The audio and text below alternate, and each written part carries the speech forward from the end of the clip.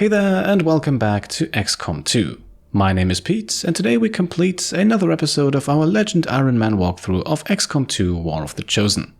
Last time we left off after completing arguably one of the most difficult challenges in this series so far, as we successfully completed a mission with a squad full of rookies.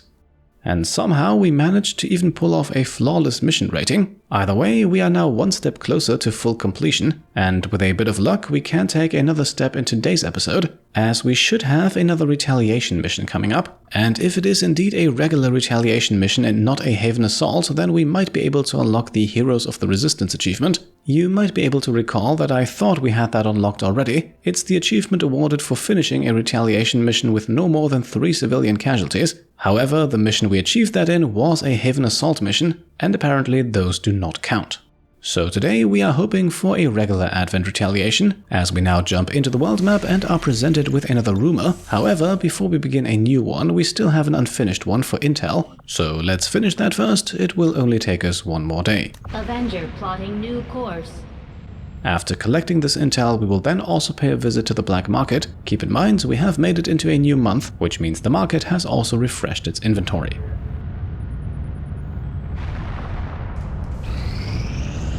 Strategic resource located. And there we go, 114 units of intel collected, bringing our total up to over 400. In the bottom left corner you can see that we have also removed the Fear of the Chosen trait from Luna Rhodonis, and we will refill that slot in the infirmary in just a second. First things first though, let's check what the black market has for sale. Considering that we have well over 3,000 supplies, we are not going to sell anything. Meanwhile, spending 40 intel on Elerium crystals seems like a no-brainer to me. Also very intriguing, I think, a superior speed and a superior perception PCS. Those two are generally useful for pretty much every class, and we do not yet have that many of them that I wouldn't consider purchasing a few more. Everything else, meanwhile, we will leave be for the moment. Superior grade weapon attachments we have plenty of, and I also don't see a desperate need for a colonel level specialist. Although, if we have enough intel left over by the end of the month, we might still want to grab them. For the time being though, with 2 rumors to choose from, let's go for the one that offers us supplies. Essentially, both of them here do that in some form or fashion, and we probably don't need them anyway. Still, we have to pass the time somehow. Psi Operative Esteban Flores then learns the Domination ability, so he now able to mind control an enemy, something that I would actually like to do before the end of the series. But for the moment there is nothing else to do for him but to keep training, and let's unlock Fuse next, always good to have against those enemies carrying explosives.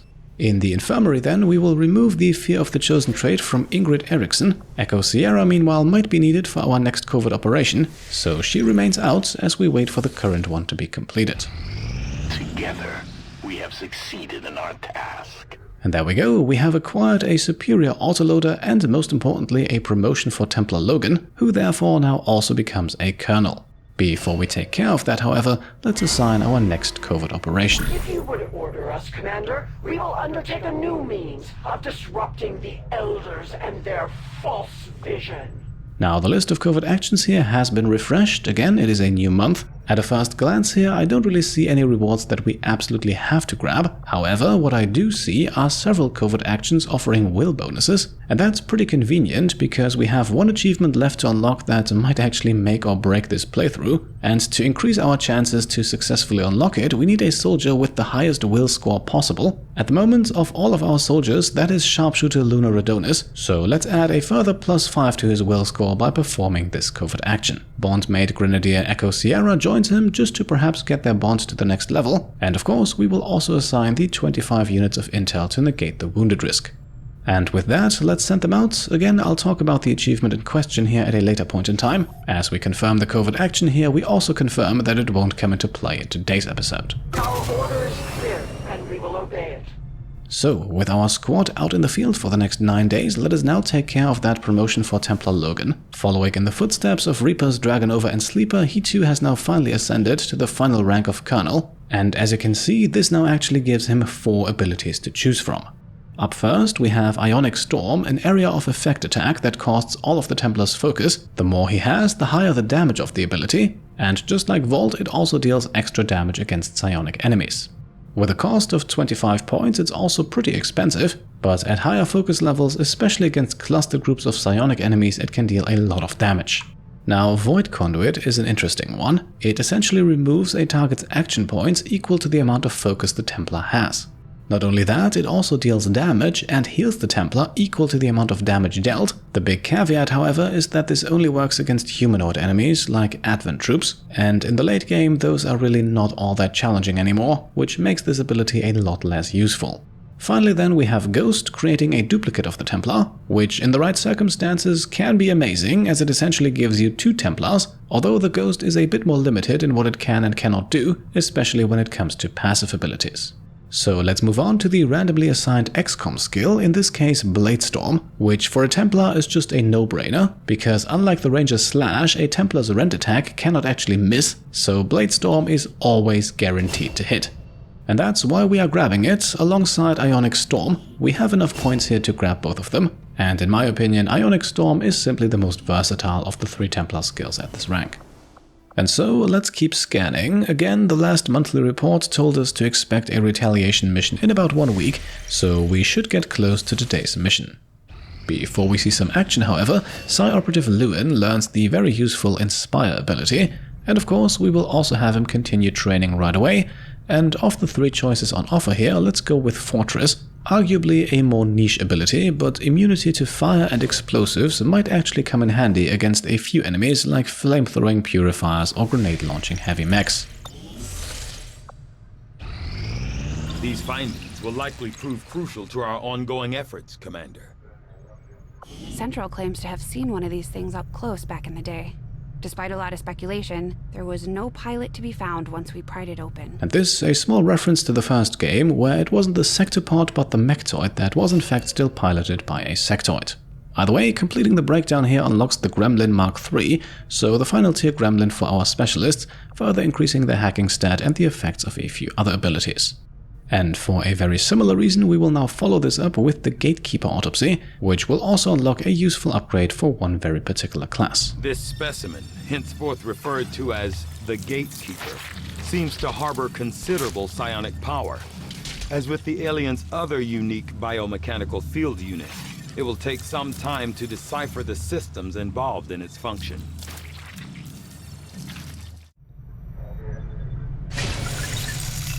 And so with that project underway, we are in fact nearing full completion of the research tree as well. At least in the regular labs, we do of course still have a few projects left to complete in the Shadow Chamber. Strategic resource located. Alright, there we go, 170 supplies are added to our already respectable reserves. And with the next rumor here offering assorted loots, I think we'll pick that one right away. If I recall correctly, these are usually weapon attachments, and who knows, perhaps we find something that might be of use. First of all though, it looks to me like we have found today's mission, and as advertised, it is indeed an Advent Retaliation. If these are the support structures of your resistance, then I will strike at your foundation. And luckily, it is indeed just a regular Advent Retaliation, not a Haven Assault, and even though it does take place in Assassin territory, she is still on her mission cooldown, so we are guaranteed not to see her on this one. Setting course for Sector 1, the Arctic. What we will see instead, however, are 13 enemies, nothing terribly terrifying apart from maybe the Gatekeeper. And so the moment of truth has come once more. We will now attempt to complete this retaliation with no more than 3 civilian casualties, which is why we are sending the best of the best. A well-balanced squad with 5 colonels and Major Tsunami, and we are going to make them even more powerful now. I noticed earlier that we have amassed a sizable number of ability points, so first things first, let's unlock Covering Fire for Specialist Van Dyke, allowing him to now trigger reaction fire on any enemy action, not just on enemy movement. And this synergizes very well with Ever Vigilant, the automatic activation of Overwatch at the end of the turn if Van Dyke spends all of his actions on movement. Up next, we have Grenadier Typhoon in the Rage armor, now unlocking Chain Shot, just to give him a bit more killing power in those crucial moments. And because we will have to play this mission very aggressively, Untouchable also makes sense, I think. So if Typhoon kills something on his turn, he will gain damage immunity, hopefully enabling us to put a bit more pressure on the aliens. Finally then, we have Sharpshooter Tsunami, with whom we are just going to grab Deadeye. This late in the game, this ability has practically no downsides. At this point, it is simply a big damage boost with an aim penalty that can be largely ignored. And so back to our 6 heroes we go, who now also receive some upgrades from the workshop. Thanks to unlocking the Plasma Lands, we have also unlocked the Shadowlands, a weapon upgrade that Reaper Dragonova will surely appreciate. Now, to be honest, I'm not entirely sure how useful the Gremlin Mark III will be on this mission, but it's very affordable and therefore an easy purchase. Slightly more expensive than the Warden armor upgrade, still it's a price that I think is well worth paying. This is our basic power armor frame, providing the durability you'd expect from a giant armored suit. Now, Warden armor does not actually come with a heavy weapon slot or anything like that, and admittedly, considering how many of the unique armors we have already unlocked, it doesn't make all that much sense. That is until we get to the 3 resistance classes, as those cannot actually equip any of those unique suits of armor. However, their class-specific armors are still upgraded with the upgrade to Warden armor. So Dragonova and Logan now substantially more heavily protected, although I do hope that they won't need it. Ranger deployed. In position to drop. We just picked up an emergency signal from one of the resistance camps. The aliens are sweeping the whole area, taking out anyone they can find. We're moving in to put a stop to it and protect as many people as we can. Secure the site and neutralize all hostile contacts.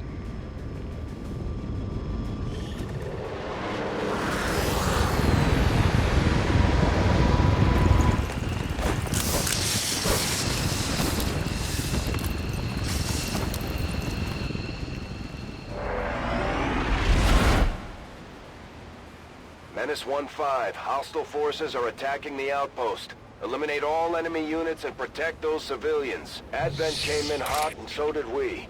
You won't have a concealed position for deployment on this one. So here we go, you know the drill, 13 civilians on the map, and today we want to rescue at least 10 of them, which means we will have to play this mission very aggressively. If left to their own devices, the alien forces on the map will kill a civilian every single turn, so essentially we have a soft timer active too. And with that, let's get going. I know where you are. An alien scouting party. Alright, rushing ahead with Dragonova, we immediately spot 2 groups of enemies, an Advent officer, a shield bearer, and 2 chrysalids. And those chrysalids make for the perfect first target. Let's activate a run and gun with Ranger Starfall, and then we will rush right at them to hopefully activate 2 Blade Storms. Go on, get going!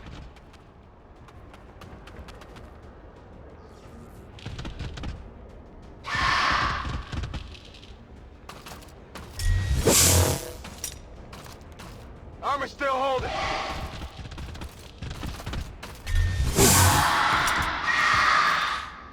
Alright, so far so good. That's both chrysalids heavily damaged, our first civilian rescued, but of course we also have the 2 Advent soldiers now activating, and taking both of them out on this turn might get a bit tricky. Still, let's focus on one thing at a time. With another slash attack here we can guarantee the kill, thus activating Implacable and Untouchable. That's it! And we are now going to use that extra bit of movement to get Starfall into a flanking position against the shield bearer, Okay, I'll go. potentially allowing him to trigger Bladestorm again at the beginning of the enemy turn. For the other chrysalid then, we have something very similar in mind. First, a melee kill courtesy of Templar Logan, who we then subsequently move right next to the Advent officer. I'm on it. Advent troops spotted. Right, so rather unfortunately, it seems like we were just at the edge of the sight radius of this group right here. And so with 2 enemies down, we now have 3 more joining the fight. In this case, a heavy mech, a lancer, and a regular trooper. Now, this is not going to be easy, especially considering just how far away from our starting position they are. Luckily, Sharpshooter Tsunami is equipped with the Icarus armor and therefore a vast amount of mobility, more than enough to get her into striking range. Before she actually strikes though, it's time to soften up our targets a bit first. 1 blaster bomb from Grenadier Typhoon will achieve that, and by blowing up the truck in the process, there is also a chance we kill the Lancer outright.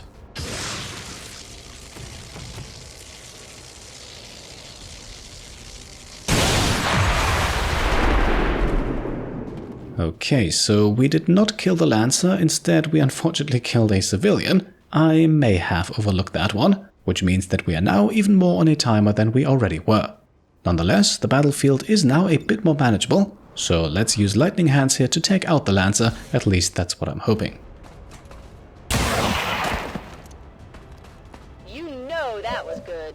Right, 3 enemies down, 10 more to go. The next shot now goes against the shield bearer. And after we get the critical, the shield bearer is now in fact in range to be killed with Bladestorm. So let's use Tsunami's last action for a 99% deadeye shot against the trooper, virtually guaranteeing that that enemy goes down too. Found something. Did you see that one? Alright, and the trooper drops some loot too, lovely. Nonetheless, 3 active enemies still remain, and because of her great position, we are actually not done with Tsunami just yet. Ich verleihe dir Stärke. Spending the first of 2 teamwork charges, Van Dyke can now give her an extra action, and we will immediately use that to take a sniper rifle shot against the officer.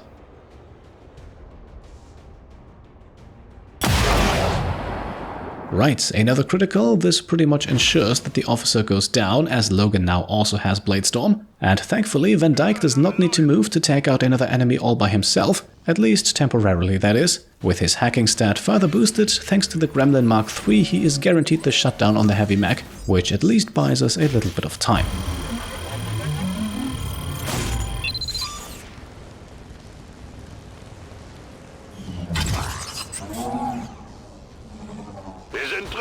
This, by the way, also the last action we can take on this turn, so with the mech disabled, the alien's turn is now coming up.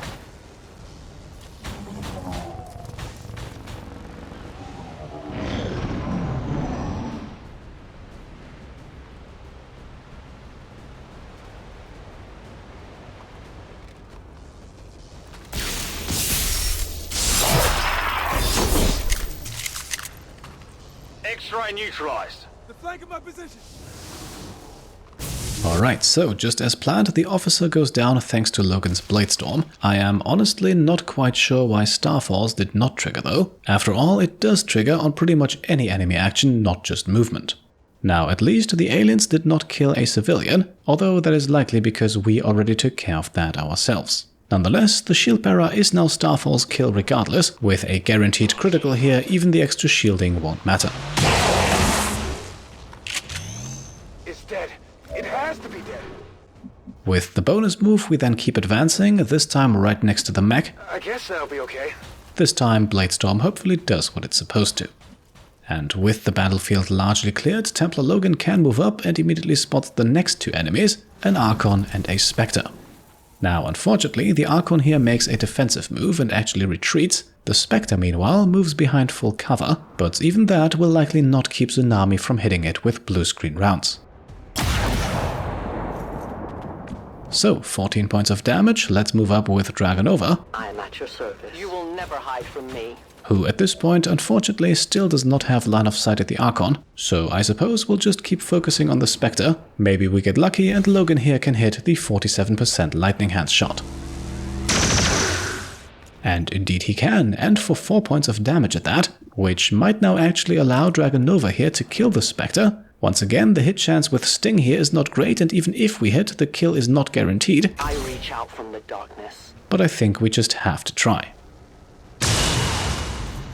Alright, and once again we unfortunately have an enemy still standing at 1 hit point. Very unfortunate, but nothing we can do about it. On the move! And instead of going in for the kill, Templar Logan uses his second action point to move to grab the loot. This one once again including an Advent datapad, so we've got more intel coming our way. Position bestätigt! Na los, zeigt euch! As we then finish the turn with a dash from Van Dyke, Overwatch triggers automatically to immediately be used against the mech. Shot failed to connect. They're trying to flank us! And indeed, another Bladestorm miss, and it looks like Tsunami will now pay the price. I'm looking ugly over here! Alright, thankfully at this point in the game 3 points of damage don't hurt us too much, and it also looks like we are about to meet our last group of enemies. Advent forces sighted! I have sight beyond vision. So yes indeed, that's a Gatekeeper, a Lancer, another Shield Bearer and a Trooper, on top of the still alive mech, Archon and Spectre. No place for you to go now.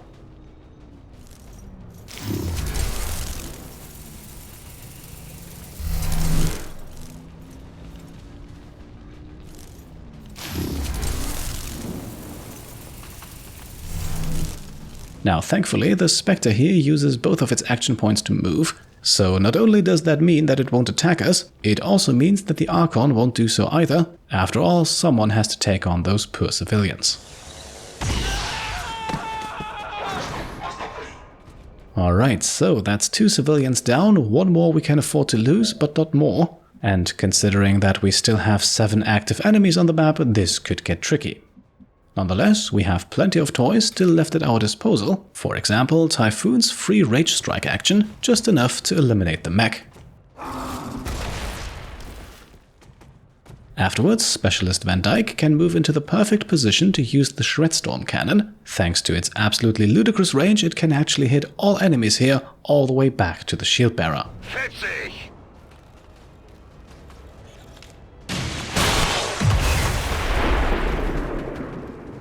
So that's the Spectre dead and everyone else looking a lot more manageable. And with all of the enemies here clustered so closely together, I think it's time to use Starfall, specifically his Reaper ability, which we can now use to chain up a few melee attacks to clean up this group.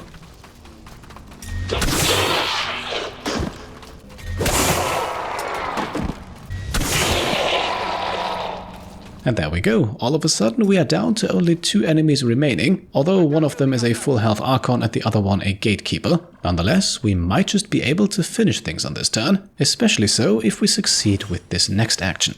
Using a free grapple move, we can now get Starfall onto the high ground, and from up here he should be able to use rapid fire to take out the Archon. However, we might also still need him to shoot the Gatekeeper, so instead let's just try with the Frostbite. It's not guaranteed to hit, but if it does, that would be a huge help. Alright, lovely, that's the Archon frozen, and that means we can now focus all of our attention on the Gatekeeper. So let's get Tsunami into position on the high ground right next to it. However, even the Dark Claw pistol can't bypass 6 points of armor, so let us now shred a few of those. Thankfully, Typhoon's plasma grenade here is just in range. Fire in the hole!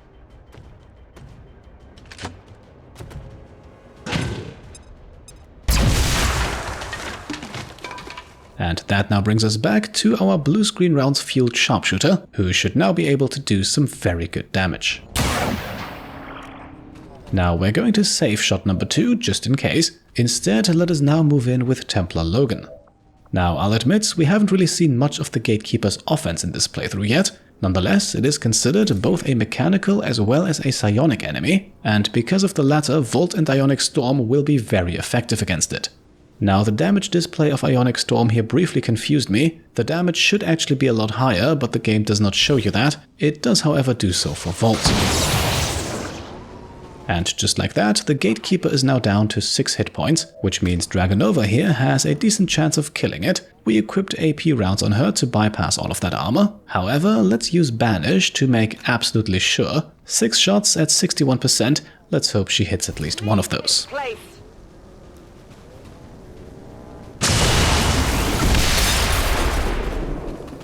Alright, and the first shot is all it takes, and with that we are now down to only the Archon. And of course, let's not forget, this is a Retaliation mission, so indeed it is the Archon plus 2 Faceless.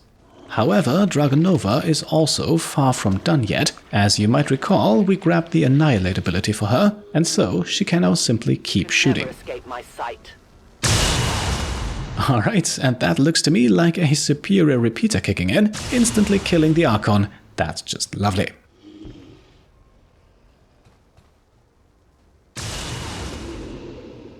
After 2 more shots, one of the Faceless then also goes down. Against the other one all the way over here, she unfortunately does not have line of sight, but Dragonova definitely with a late push for mission MVP here.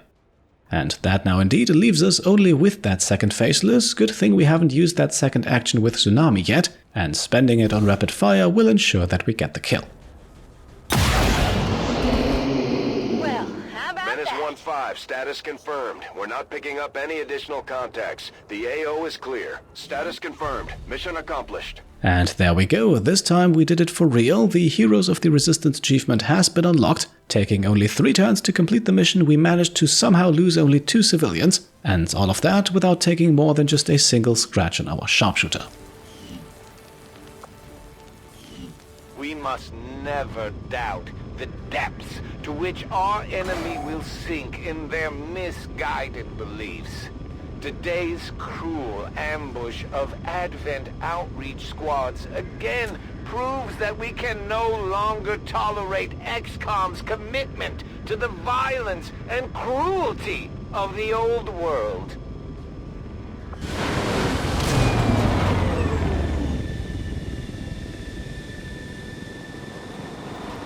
The soldier that joined us from the Resistance is certainly a quick study, having already surpassed some of our other soldiers' capabilities. And there we are, Tsunami only out for 3 days, certainly underlining the point about this not being more than just a scratch. Meanwhile, we recovered pretty much everything and everyone available on this mission, except for those 2 unlucky civilians. You have done an outstanding job leading the Resistance, Commander. And so we now have even more monthly supplies coming our way. Much more importantly than that, however, we are one step closer to full completion. Next time then, depending on where the mission takes place, we might just meet with the assassin once more. And thanks to your comments on the last episode, I'm actually considering letting her take one of our soldiers, just so we allow her to raise that knowledge bar a little quicker. Looks to me like the overwhelming majority of you were in favor of letting her assault the Avenger one more time, so we're not going to stand in her way. All of that and more, however, next week. For today, let's make the cut. As always, I hope you enjoyed the episode, and if you did, then I would be very happy if you could leave a thumbs up. And of course, if you like what I'm doing and want to support me and my channel further, then you can go ahead and subscribe to stay up to date, grab some merch over on shop.petecomplete.com, or check out and maybe even pledge to the Pete Complete Patreon. Thank you all for watching, and I'll see you next time. Cheers.